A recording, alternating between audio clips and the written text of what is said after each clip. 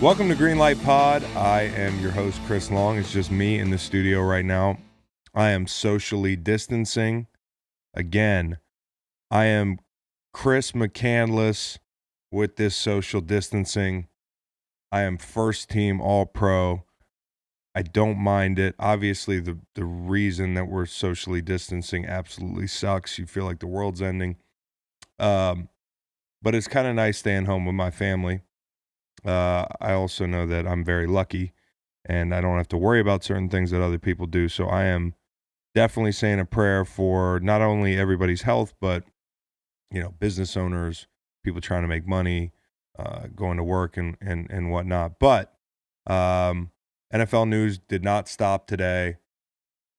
It could have been, hey, we're going to shut down or move back free agency. That didn't happen. Tampering period opened today. The tag deadline passed. And this afternoon, as I shoot this in the evening, about 6 o'clock on Monday, a ton of stuff transpired when it comes to NFL news in the past couple of hours. And I'm sure once we hit stop on this thing and this thing will come out Tuesday morning, there'll be a bunch more that'll transpire as we are wrapping up our Monday. So, the NFL thing, I get it. Like at first I was like, yeah, the optics of free agency right now and people seeing a number of millionaire athletes getting even more money to play a game as they struggle to make ends meet. They worry about where their next meal's coming from, where their next check's coming from. There's going to be guidelines for businesses and whatnot. There already are. I know some small business owners here back home are already bracing for the impact that this extended period is going to have on their family's future, etc. I get the optics of the NFL running free agency as usual are not great if you look at it that way, but I also think that for every person sitting there being like, yo, what the fuck, there's probably people just hoping to get their mind off of everyday life. And that's what I always hear in general. When people say, hey, keep your politics out of football. Football is a distraction for me. Football is, and sports in general are great distractions from all the garbage going on in the real world. And I can see that angle. I'm not always agreeable to the, hey, football is my personal sanctuary for my headspace. But I assume that to be true for those folks now. I assume that to be true as well right now. So I got to say, while initially I looked at it and I said, it's kind of funky to see that Big V in Philly is making $50 million in 5 years for the Detroit Lions, a third tackle in Philly. It's kind of funky to see that as the government's, administering guidelines for gatherings of people and businesses are hurting and people are worried about their health. People are sick. People are dying. Sports, whether you like it or not, will be a distraction. It always will be. And we couldn't have it on the court with March Madness. That would have been stupid. It stung when I heard it would happen because I love March Madness, but it's turned out to be the right thing. Like, listen, there's so much stuff going on in the world right now that's real deal stuff. I have forgotten about March Madness. It pops into my head once or twice a day, but I'm spending most of the day thinking about keeping my family safe and keeping my neighbors safe and thinking about people who are actually affected by this stuff. So a little bit of remote sports in the form of free agency where nobody actually has to break the guidelines that we're all trying to stick to. Well, not all of us. We'll get to that in a minute. Free agency can be done over the phone, over FaceTime. Now, there are some things, with free agency that make you wonder how they'll get it done. Most specifically, I mean, when you're a free agent, and I was only a free agent. Well, I was a free agent twice, and it was late in my career before New England and before Philly. You have to come in, you have to get a physical, you have to meet with doctors and that sort of thing. I don't know how they'll pull that off. There is a concern there that, you are putting the general public at risk. taking away space at hospitals to get this stuff done. You're also putting the players at risk. I mean, I don't know about you. I wouldn't want to be at a hospital right now. That's kind of the front line. So again, shout out to doctors and the people that actually do that stuff willingly. It's unbelievable. But if you're a free agent getting ready to sign a deal that might secure your family's future for the foreseeable future, you're probably not wanting to enter a hospital to get a physical. That kind of runs counter to securing your family's future. You're also putting your family at risk by not socially distancing and being somewhere that's kind of sketchy right now, or it will be sketchy before long. Now you can get a lot done over FaceTime. Obviously, today has been really active, and free agency officially begins Wednesday. We've got a ton of NFL news. I'll get to that in a second. I do want to set the table for, I don't know about set the table. I want to complain. I want to bitch about some of the idiots in our country who are not socially distancing. Some of them are my friends. Like, what are you doing out at the bar? You literally just take a break from drinking. I said this before. You'll probably come out of this thing. Your liver will thank you. You'll look healthier. You'll look younger. God willing. Just stay out of the bar. You have the rest of your life to piss away your hard-earned checks at an Irish pub on St. Patrick's Day. I love St. Patty's Day. St. Patty's with a D. That's tomorrow. So for you, it's today for those of you listening right now. But it's not worth it. It's really not. I mean, you're seeing the scenes in Florida at Clearwater Beach. That's the most recent. It looks like the beach before Jaws came. The Post Malone concert on the eve of everything getting canceled. I thought for sure that would be the last embarrassing display of arrogance in the face of a pandemic. But not so. Disney World had a fucking goodbye party with like Minnie and Mickey up on like a balcony. So like the performers were quarantined, but just a bunch of people at Disney World. How do you like Disney World enough that you risk accelerating this pandemic? Like, is Disney World that fucking cool? Is it that cool?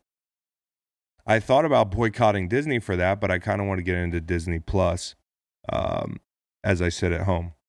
And sitting at home is what I'm doing a lot of. I mean, there's been a ton of bad takes. I've got who's that sheriff from up in Milwaukee? What's his name? David. What the fuck is it? David Clark, the guy with the cowboy hat. Yeah, that guy sucks.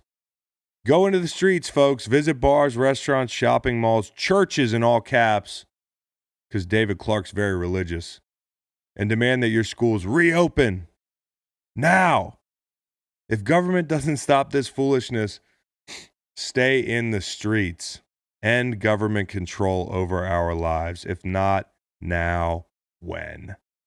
This is an exploitation of a crisis. I mean, there's so much caps to lowercase to caps. I mean, this just screams mental illness to me. And you have to be a little bit mentally ill or ridiculously arrogant or willfully just politicizing this thing to scream at people to take to the streets and gather in places that the CDC doesn't want you gathering. So David Clark and anybody like David Clark, you're acting like a fucking idiot. Just stop. Like, we have one test here as younger people because this thing is probably not going to affect us so much. Like, our generation is going to be faced with one big test here, and that's to stay the fuck home and watch Netflix for 3 weeks. All the other generations had to do things like go to war or like, fight the Nazis or, the flu in 1918 or the Great Depression. Young people today have to stay home and do what they're absolutely great at, which is sitting on the couch, myself included. You don't have to twist my arm. Just stay home for a couple weeks. Do the things the scientists are telling you to do. And things won't be so bad. I'm going to watch a lot of movies. I'm doing bracket ranking for some music, some TV shows, some different random stuff. So comment some brackets that you'd like me to fill out, some things you'd want ranked. We're working on it already. I did watch Uncut Gems the other night, so if you don't want spoilers, I'll try to avoid them, but maybe fast forward through the next 3-ish minutes of this pod. I really liked the movie. Okay. It came down to watching the movie about DuPont, about the water contamination, or Uncut Gems 2 nights ago. Let me tell you, I watched this movie and I stared at the ceiling in bed till 3 a.m. like I was on methamphetamine. I mean, there's just no break. There is not a 3-minute period where Adam Sandler's character is not confronted with a new self-imposed hardship. I mean, this dude is just it's a masterclass in fucking your life up. There's obviously the degenerate gambler angle, but this dude is just a hustler, man. I really liked the movie. I knew it was going to be weird, though, because as soon as it starts, you're in Adam Sandler's colon. Like, there's just and I apologize, Cowboy Reed hasn't seen the movie. Cowboy Reed, have you seen the movie? So you got to cover your ears. Can you cover your ears? I got to make my producer cover his ears. Well, spoiler, the movie starts with the movie starts up Adam Sandler's ass, and I thought it was like an Interstellar type thing, and it just ended up being his asshole. Probably not his actual asshole, though. I would assume they have like, where do they get colon B-roll in movies? Because I figure that's kind of interesting with HIPAA. Can you just get video of like one of those micro cameras swimming up somebody's colon? That's what they did in the movie. How did they procure that? And also, is it computer generated? Because like privacy and HIPAA would lead me to believe that you can't just take somebody, unless somebody was like, man, I'm donating the footage of my colonoscopy. Because that would be dope to have it in a movie. Maybe that's what happened. I figure Reddit knows. I'll check. So yeah, I thought it was like we were traveling through a galaxy, but we were just, yeah, enough said. And then like the first scene, I knew the dude in the blue sweater was trouble. He just was trouble. I didn't know he was that troublesome, but he was bad news. I mean, he slapped the shit out of Adam Sandler's character for asking him if he wanted a water. You had Mike Francesca. You had Kevin Garnett. Obviously, you had Fat Jewish make a little appearance. Who, by the way, you go from starting a social media, an Instagram empire, like basically being one of the founding fathers of memes as we know it, to not starring in a movie, to having a cameo in a movie with Adam Sandler. And it's not one of those cameos that I think most people know what Fat Jewish looks like. I think most people know, he's kind of an icon. It wasn't like, oh yeah, that's him. It was like, oh, that's Fat Jewish. KG was hilarious. I pray he's playing himself. I mean, he was so attached to that fucking rock. It was. I found myself laughing, I think, with KG for most of the movie. All right. When his advisor was like, nah, you shouldn't buy that rock. He was like, nah, chill. This is a very important rock. I was like, this is unreal. Not only that, but he just let Adam Sandler's character just take his ring as collateral for a few days, which he pawned off. The Doc Rivers speech in the halftime was kind of weak. And I wonder if that was really his voice just bouncing around here while we're on KG. The only bad actor in the movie actually wasn't KG. KG, I think, okay, the post-game interview was a little bit tough after, I think it was Game 7 of that series. And that was the 2012 series with the Sixers. Actually brought back some memories. Imagine going to that game taking your shirt off and being the fat guy that went viral in 2012, and all you got was like a couple thousand retweets. 8 years later, you're in a movie. And I don't think he gets paid for that. So shout out to the big fat guy in Philly who got put on the silver screen for pulling up his shirt at the Wells Fargo Center. You know who's got to be pissed is got to be the fat white dude who's kind of taken this dude's place as the viral Philly fat guy with the I-95 tattoo. Everybody knows who I'm talking about. He has a name. I'm sure a lot of my Philly buddies know it. Where's his big silver screen debut? The only bad actor in the movie was the dude who was quitting while Adam was unpacking the rock from the fish. That guy was not a good actor. I mean, I don't know if he's not a good actor, but that was noticeably bad. It was fun seeing the old series. And the thing that I couldn't get over was, one, the whole movie, because it was basketball related. Ever since I've seen that Adam Sandler video of him playing basketball, pickup basketball, I'm pretty intrigued with his physique. I mean, he did not look athletic in that video. Also, amazing that Billy Madison became that character. That Adam Sandler in Billy Madison is the same guy who played that role, and he was terrific. I thought he was great. I thought the movie was really good.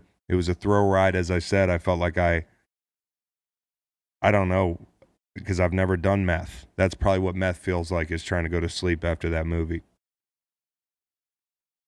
Yeah, Ron Dunphy is the guy. Ron Dunphy is the tattoo guy. I feel bad for Ron Dunphy. Ron Dunphy, well, you know, dude from 2012 in Uncut Gems in the background did it first. So maybe he deserves the cameo, and Ron Dunphy is next up. He's got next. I found myself laughing at the movie a lot. And I think there were scenes that were meant to be funny. The funniest scene in the fucking movie is when Julia Fox, who was terrific,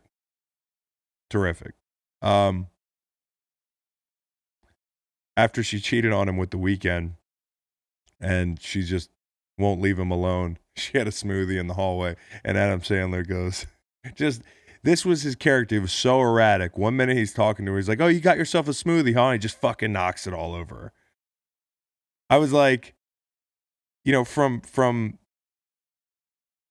the way he tried to win his family back, to his antics, to his bad financial decisions, to, you know, not knowing when to say when at the end of the movie, it was quite the character. I could never quite figure him out, other than the fact that he was a total degenerate. I'm going to give that movie 4 out of 5 stars. 4 out of 5. And I'll be watching more movies as the social distancing project continues. Also, the twin dudes were the funniest thing in the movie.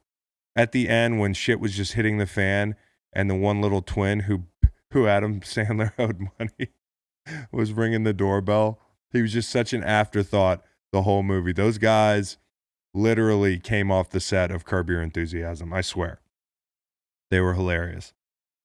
Everything in that movie was really good, except the guy that was yelling at Adam Sandler when he was unpacking the rock from the fish. Also, the soundtrack's probably pretty cool. It's cool in that, like, the whole first 15 minutes, they were just playing electronic music, like, through multiple scenes. I was like, are they going to play this kind of Mortal Orchestra?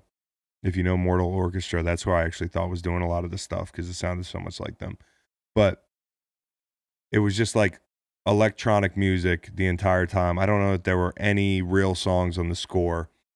Not to offend anybody who likes electronic music. I don't mean that those aren't real songs, but it was definitely different. So off the movies, on to current events here in sports. Good news on the coronavirus stuff is that Gail Benson has stepped up in New Orleans. Bulls ownership, I think, stepped up yesterday. Some of these owners are finally reading Twitter and realizing that people see them not donating money in the face of crises like this, especially when their employees are being paid by people like Kevin Love and Zion Williamson. And Gale was a day behind Zion, but that's why these players are leaders. A lot of people, when Kevin Love donated that money, were like, oh, big fucking whoop. He makes a bunch of money. You could just do it privately, $100K. And that's always mad guy. That's mad guy's response. Always. I've been through that. Well, what happened is after Kevin did it, a bunch of other players did it.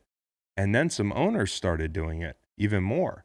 So that's the way this works. That's what leadership is about. So kudos to those guys. It wasn't their responsibility. They made it their responsibility. And subsequently, there was action from the top. Hopefully that the rest of the NBA ownership, I don't know if you can say NBA ownership anymore, although I say ownership, NBA ownership, will they follow suit? Now, again, I said that today's been very, very busy. Tag deadline has come and gone. Tag players, some major tags. Obviously Dak, who's going to make north of 30 million. And I don't know how viable a holdout is anymore with the new CBA because that's going to become increasingly difficult. But this is one that you would think, hey, Dak, don't show up and play under the tag. Don't do it. Now, that's going to affect the Amari Cooper situation, and we'll see how that plays out. Hunter Henry in San Diego, LA, is a big positive for whoever the Chargers quarterback is. So if you are a quarterback on the market or you don't know you're the Chargers quarterback yet, you might end up being the Chargers quarterback and have no idea that you're the future Chargers quarterback. That's how weird this quarterback stuff is right now. You'll be happy that Hunter Henry's there. Also, the Ravens used the tag to complement their new trade piece in Judon and Calais Campbell, who came from Jacksonville. Basically a gift, a 5th-round pick for a guy that's had double-digit sacks the past few years at like 34. Teams that need rushers are kind of losing out because guys like Ngakoue and Shaq Barrett are remaining on their teams. You got one of those two guys is probably a lot happier than the other. Ngakoue famously tweeted a heartfelt goodbye to the Jacksonville community, and then within minutes got that tag slapped on him, and that sucks. And Shaq Barrett, on the other hand, I think he's probably pretty happy because you got to figure somebody with although it was a lot of production, it's 1 year of production, is not going to get those long guarantees that some other kind of perennial pass rushing pros would have gotten on the market. But it's not like Clowney's ever put up numbers like that. Now, I will say this: Clowney is an all-round just wrecking ball. I've said that a number of times. But speaking of Clowney, it's Clowney and basically Fowler left on the market for edge rushers. So teams that are in need of edge rushers are probably looking and saying, well, the cupboard's kind of bare. And then you're looking at the draft, and I don't know, outside of Chase Young, as far as edge rushers, who you really like. It's a lot more unsure. When you saw that guy Epinesa from Iowa, who's probably going to slide, him at the combine. You've got the LSU kid who looks to be more of a backer, kind of do it all. So if you're looking for an edge rusher, that's a defensive end, kind of a base defensive end. You've got Chase Young, 2020 draft edge rushers. Let's see who we have because it's been a little bit. Yeah, you've got the kid from Penn State, Aquara, Terrell Lewis. There's a ton of question marks with the guys south of Chase Young. And so for people in free agency, it's not like you if you miss out on wide receivers, and it's funny, we've seen this with the wide receiver class, teams have kind of been a little inactive in the market pursuing wide receivers. That'll be interesting to see how like Amari Cooper's free agency situation is going to be. Down the stretch, they went to Gallup. Down the stretch, and through the entire year, and historically, Amari Cooper's road splits haven't been as good. There's going to be factors that make the market a little bit smaller for Coop, and looking at the depth at the wide receiver position in the draft. Robbie Anderson, I think, saw how much smaller his market might be coming up compared to what he probably anticipated it to be, and it's all because of this deep wide receiver class. You don't have that at defensive end. It might be deep. I don't know how you look at that, but there's a lot of question marks south of Chase Young. And with the free agency thing, I mentioned that free agency is going on as planned. The draft is not. I believe it's been canceled as far as Vegas is concerned. You're going to see more of a Pete Rozelle and a chalkboard thing. That's going to affect. It's going to affect some teams that aren't as. Well, I'm talking about the pro day situation. Okay, so not only is the draft canceled, as we know it in Vegas, there'll be no boats, there'll be no Venetian vibe. You won't see Mekhi Becton sink a boat on his way to put on a New York Jets hat, or a Giants hat, rather. You don't have pro days either, so the entire draft process is all screwed up. The pro day thing is gonna hurt some smaller school guys. It already has, I'm sure. But as far as the draft is concerned, the personnel departments that are really good at this stuff are going to rise to the top. The cream's going to rise to the top. They can get it done with tape, with homework. But the guy that loses is that guy that Belichick's out working out in the rain, some small school guy that makes a buzz because you never heard of him, and a coach is out there working out with him. I think there was an HBCU combine in the pipe. I don't know if it was for this year or the next year. Guys like that are going to be missing out on some of the exposure. The draft is one of the easiest things to get done without fans. It does not matter if there's fans there. It matters to Vegas. It matters to the NFL. But as far as the logistics of the draft are concerned, that just means a lot more players in their living rooms. In fact, all of them will be in their living rooms. And honestly, I would rather see all the players getting drafted at home, because that makes for better TV. Because then you've got more people in the party. You can only bring 10, 12 people to the draft. I don't know if they've even shrunk it from when I got drafted, but you've really got to select the best behaved people. When you got the living room set up, you got possibly some future TV stars that you don't even anticipate. There's a lot of people in those rooms chasing clout. They might be on their best behavior. They might not. I kind of like seeing everybody in their living rooms. Also, the draft, it's a big production, and this is just fine the way it is. I'm not worried about the draft being canceled. So another thing about the CBA, as I was thinking about it, I don't know, I'm sure people have picked this up, but CBA was obviously ratified. By the way, 500 missed votes, really bad. And I wasn't always the most informed person as far as the PA was concerned when I played. But you could believe if there was a vote that was going to take place, I would be voting, and especially one this hotly contested. You have 500 missed votes. The margin is about 60. So all that took to turn around would be 31 votes or 32 votes or whatever it was. Disappointing. It makes the union look kind of weak. It makes the players look disengaged. It makes the players look like they don't care or they're not sure. All those things are bad. There was a lot of turmoil this year, with Okung filing suit against D. Smith, a number of players being outspoken against D. Smith, saying there needs to be new leadership. Treader subs in for Winston. There's a lot of uncertainty with the union, even though we have 11 years of labor peace or whatever it is, depending on how you look at it.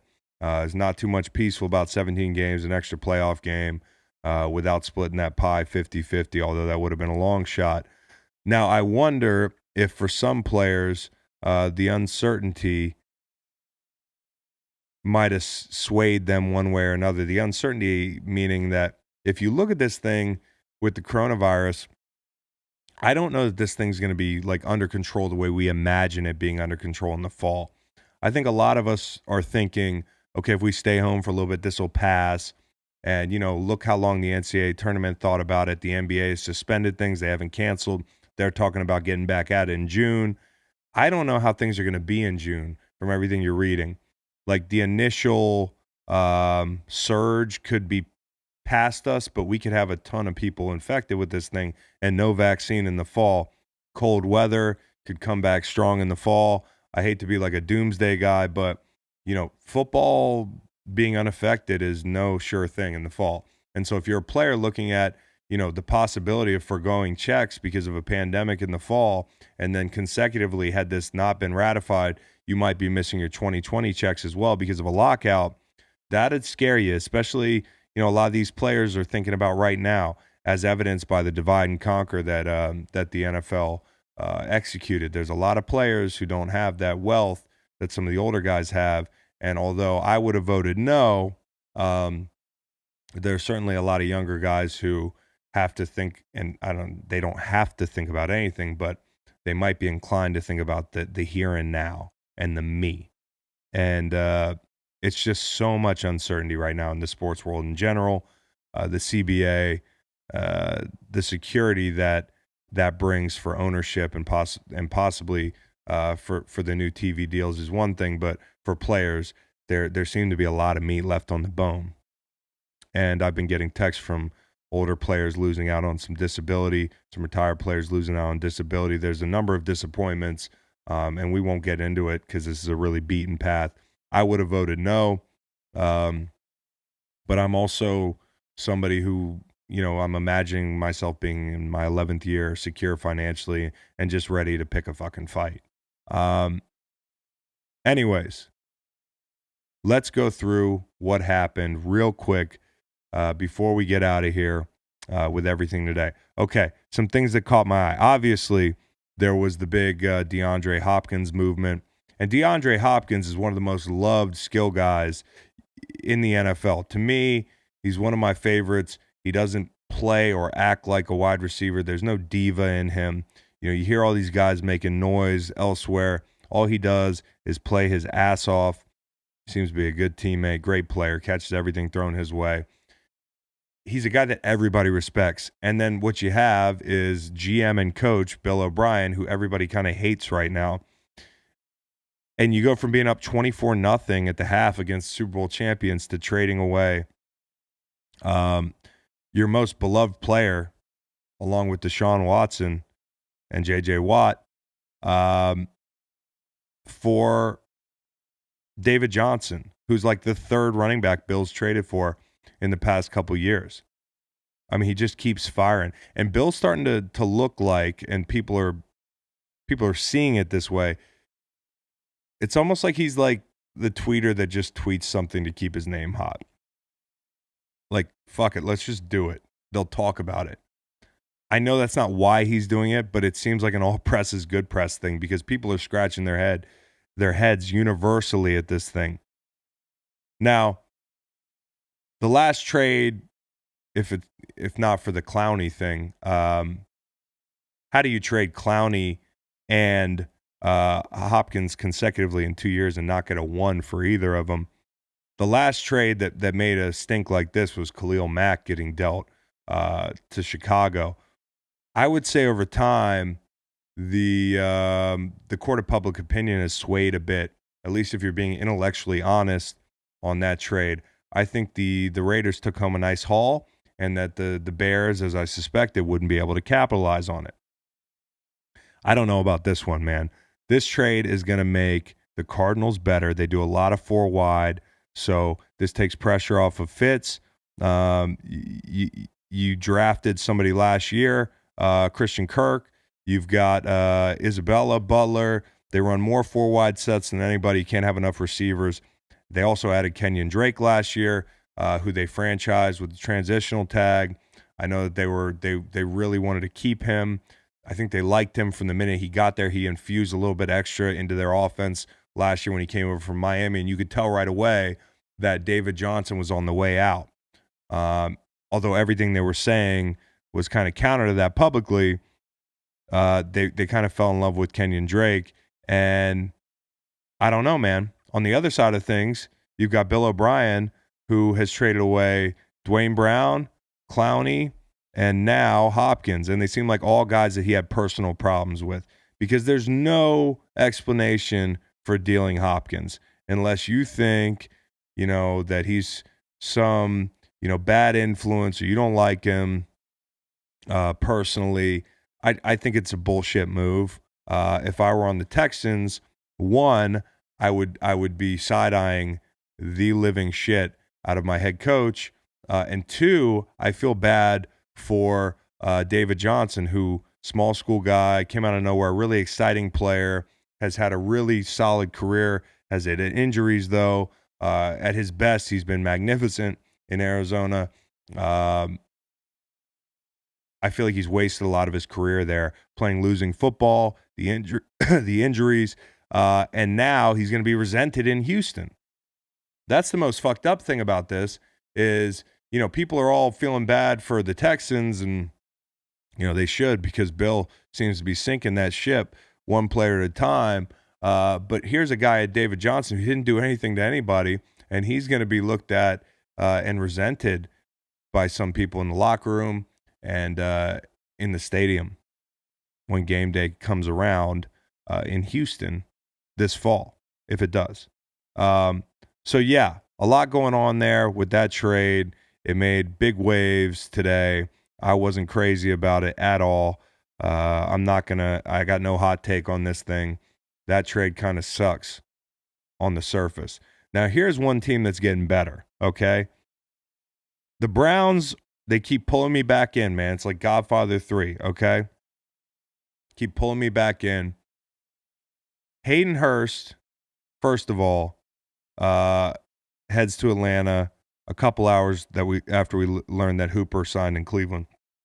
Okay, Cleveland's getting better. I think Atlanta's going to be better next year too. If you look at the futures on some of the NFL teams this coming year, I think if you were to buy Atlanta, it'd be a smart buy. Hayden Hurst is an upgrade, I think, over over Hooper, who's headed to Cleveland, especially because Hurst had to share the field with Andrews, kind of overshadowed last year in Baltimore. But still, Cleveland is getting better. Cleveland added Hooper, I think 4 years, $44 million. That's going to make him the top paid tight end in the league. And what happened to the tight end position, by the way? I mean, Hooper is a really good player, but you wouldn't think of Hooper as like some superstar. And he's kind of like the blue chip guy right now in free agency. And he's going to be the highest earning dude. Here's what we've got in Cleveland. Now we have with Njoku 2 tight ends. Guess who ran more 2 tight end sets than anybody in the league last year? Minnesota. Stefanski's going to bring that 12 personnel bully down there. You've got 2 good backs. You've got weapons at receiver. And the Browns keep, sucking you back in, man. Like, you can't. I just said that. I'm not going to say sucking you back in. The Browns keep pulling you back in. Stefanski did what he did in Minnesota. He's going to try to do it in Cleveland. I like him. I like his demeanor. I've always said with Mayfield, what you've shown me is what I expect from you, and what he's shown is that he can be very successful. It's on a coach to bring it out in him. And I'm sitting here getting ready for the pod, and I'm saying to myself, man, there's a lot of shiny objects, though. Kind of like what got Cleveland in trouble last year was they brought in a bunch of skill guys, didn't address up front. As I'm saying that, Jack Conklin flashes across the screen. Obviously, Tennessee will miss him, but couldn't pay him. Jack Conklin headed to Cleveland at right tackle. They could still probably pick up another tackle. You can never have enough of them. You could probably invest in another O-lineman. I don't know what else their needs are. I haven't looked that closely at their draft board. But they also added Case Keenum, the Minnesota connection again. And I know from experience that Case Keenum is a heck of a leader and a good influence to have in that quarterback room with Baker Mayfield. You're seeing this a lot now. You know, some of these older vets, and Keenum's kind of crossing into that realm now, are brought in to help not only to back up the starter, the guy you've invested in, but also as an influence guy. And that worked really well in Philly. It's not that Josh McCown and Case are the same guy, football wise right now, but they're two guys that can help you on the field, spot start, and also, I look at the similar situations, and obviously, Carson didn't need the help that Baker seems to need as far as staying focused and whatnot. But those two veteran type quarterbacks, it doesn't hurt to have one in your locker room. If I was building a team, I would bring in a veteran backup. I'm not going to bring in a young backup unless I'm sure that he's the guy in the future and I'm developing him. My QB2 is gonna be a guy, or at least I'm gonna have a guy in the room, whether he's QB3 or whatever, that can sprinkle some positive influence in that quarterback room. And I think that's what Case Keenum will do. So Stefanski's got it going. I believe in the Browns. I'm believing in the Browns in 20. The only impediment there is that if Ben comes back healthy and that Pittsburgh defense is just as good as it was this year, that's kind of a perfect storm for them to regain dominance in the AFC North. But shit, we're forgetting about Baltimore. I mean, that division could be one of the best in football next year if the Browns take a step forward. I do want to mention that DeForest Buckner was traded to the Colts for the 13th pick. Couldn't pay him and Armstead.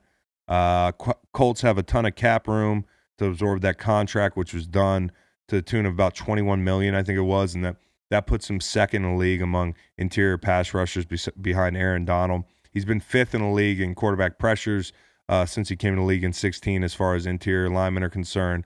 And, of course, the Niners paid Armstead today, who had 10 sacks this year. Might have overshadowed Buckner a little bit, but I've loved Buckner for a long time. Armstead has been kind of like he needed that new scheme, and I think they must feel good about his projection in the future. He's a little bit younger. He had a bigger year, but Buckner has been a dog ever since he got in the league, and I think Indy seems very serious about winning next year. Now, what they did is they gave that 13th pickup, so what that means is they're not going to be drafting Justin Herbert. They're not going to be drafting a quarterback. They're going to be bringing in a free agent. There can only be one guy. I don't want to say there can only be one guy, but Phillip Rivers, who spent time with Frank Reich in San Diego from like 13 to 15.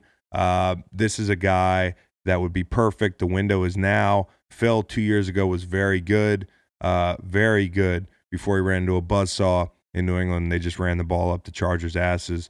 It wasn't really Phil's fault up there per se. Phil had a really good year there. If you can regain much of that momentum from that year, Indy can be pretty damn good next year.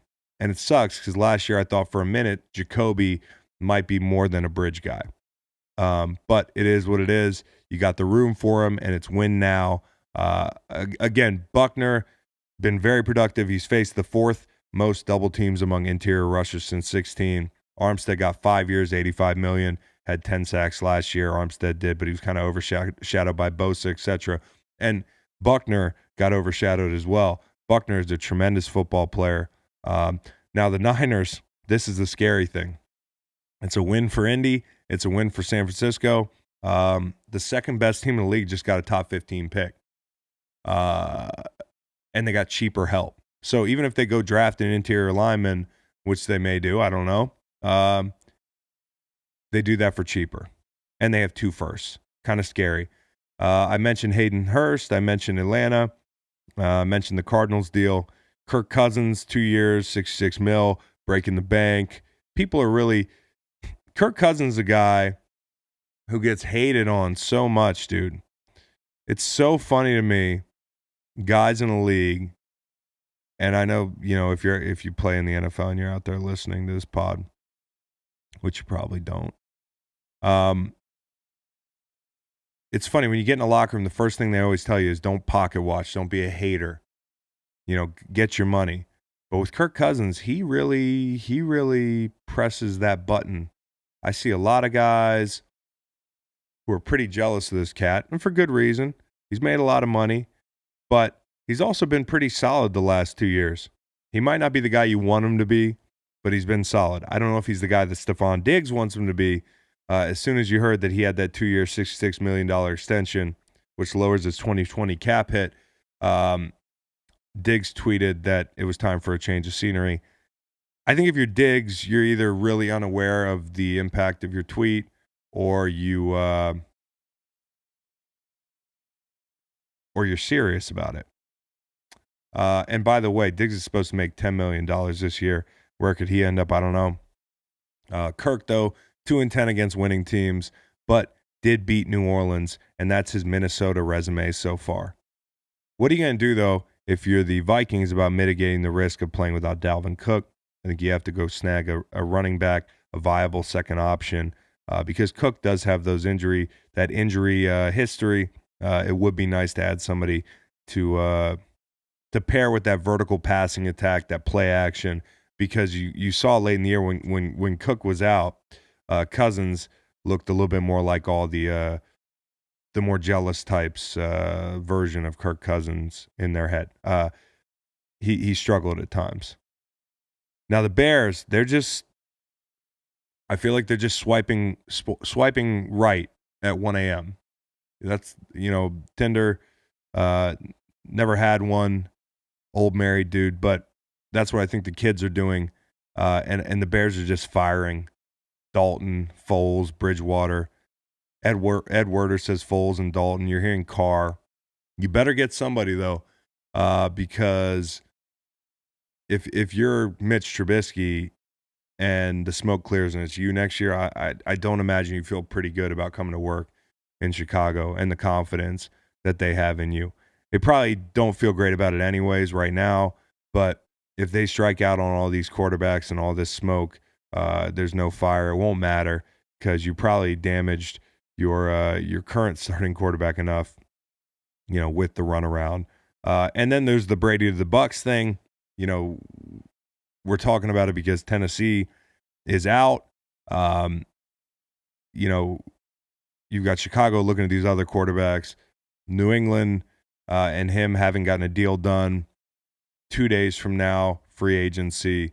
And at that time, Tom's dead money number doubles. So you got to get this thing done soon.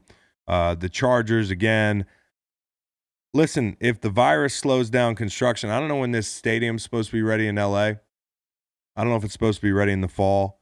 But Tom is not playing at StubHub or Ticket City or whatever. That's ineffective marketing.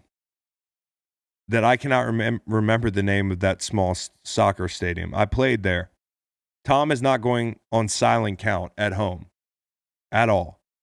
So I'm just telling you, if that stadium ain't open in the fall, and I don't know when it's open, I'll look it up right now, Tom is not going to play somewhere like that. Los Angeles Stadium. When's that supposed to be done? SoFi, the home of the Chargers and the Rams, when it opens in summer 2020. Okay. They're saying it is 2020. But what if things get held up this summer and the Chargers are still playing in the StubHub Center? Stadium is 85% complete right now. Is the last 15 going to get done? What if there's, shit hits the fan here out west? Tom ain't going to play in the StubHub Center. I'm sure it's locked in, but my conspiracy, what if they can't get it done on time? The Bucks have $81 million in cap room. They got Bruce Arians. Again, a lot of people, when they break up with somebody, they get a divorce. They go seek the opposite. That Kango wearing motherfucker is about as different from Bill Belichick as you could be. Also, good defense. I actually don't mind that. I mean, I don't mind that marriage at all. I think it would be a lot of fun. I think if Tom was teleported into the backfield of one of two teams, one's in Tampa, one's in LA, what team's better right now, this second? It's Tampa. So again, I don't think Tampa's out of the question. I see a lot of people saying, well, it looks like the musical chairs thing is happening and Tom's market's not as big as he thought and he might just end up back in New England. I don't think he would have gone this far if he really wanted to be back in New England. Devin McCourty and Slater are brought back, and I think Bill's going to need that leadership. Obviously, they franchise tag Thuney, and that's a solid move. He's been really steady. We talked about it on the last pod. And the Jags and Ravens, they got a total stud for a fifth rounder. Leadership, production on the field. Calais Campbell, pair him with Judon. DaCosta had 2 first rounders in 2020, or 2 fifth rounders in 2020, and he parlayed those into Marcus Peters and Calais Campbell. It's not bad. And lastly, where's Todd Gurley going to end up? There's a lot of chatter today that he might be headed somewhere else. I think he's headed to Florida, okay? Hear me out. Either Tampa or Miami. By the way, Miami just paid Eric Flowers $30 million. Wow. But Miami's got no backs. They lead the league in cap space. I could see him out there. Maybe Bill O'Brien wants to trade for another running back. He can't get enough. Or maybe, Todd ends up in Tampa. I don't know. I've seen the Tampa thing floated, but I'd say keep your eye on Miami as well.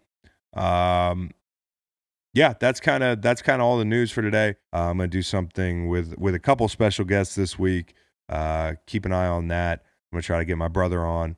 And obviously, we're going to do a green light pod with Making Gunner this week as well. So a lot of content. We're trying to fill the time. I know people are sitting around and like to get their mind off all this crazy shit. We'll keep churning it out. And as you can see, the NFL marches on with tampering period and free agency coming up Wednesday. That's tomorrow if you're listening to this pod. Y'all take care.